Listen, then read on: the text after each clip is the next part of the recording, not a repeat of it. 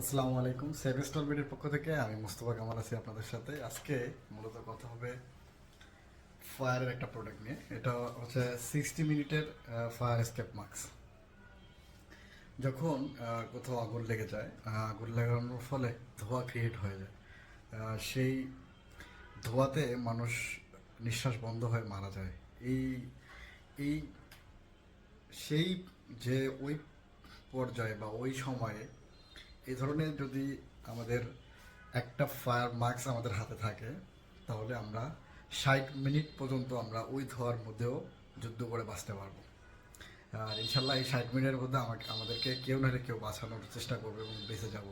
হয়তো বা এই ছোটো ছোটো ডিভাইসগুলোর কারণে আমরা বেঁচে যেতে পারি।